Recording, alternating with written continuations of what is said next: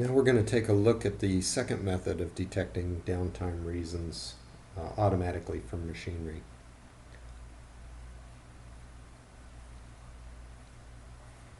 So we'll have our PLC again. And instead of looking at the individual addresses like we did before, we'll set up a new address. We'll say it's N10.0, and that's going to represent the state of the machine. So 0 can be the machine is stopped. 1, we are running, everything's good. 2, in our case there, we had no product.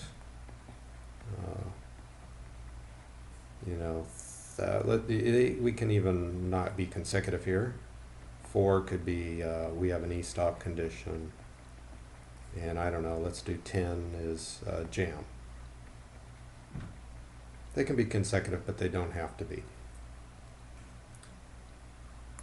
Now we'll take a look at the software side. Now we'll take a look at the software side.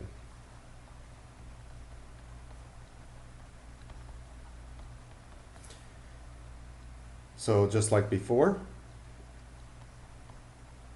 we need to have a driver that's going to read those values out. But in this case, we're going to say, give us the value for N10.0, and it will give the value back. So when we look at that on a timeline,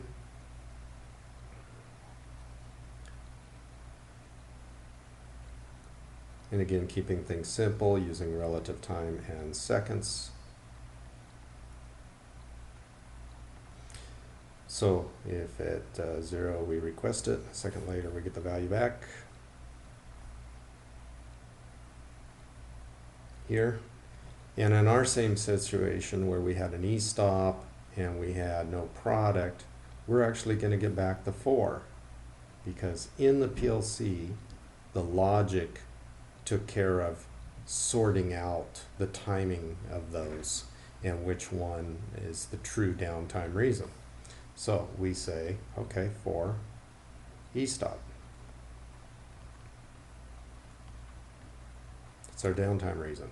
And then, 3, probably going to update. It still could be 4. And we get way down the line here, maybe the value changes and the e-stop's fine, and all of a sudden we get, no product. Then in that case, it will switch over to no product. So there's no decision making that has to go on here. There's no crazy timing, erase situations, or anything else like that. Even if you had a communication error, let's say at 3 here we had a communication error. The next time it reads it, we update it. And you just have a slight variance in timing, but you have the accurate reason.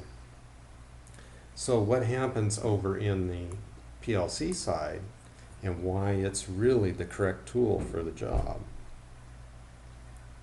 is the PLC, the way the scan works,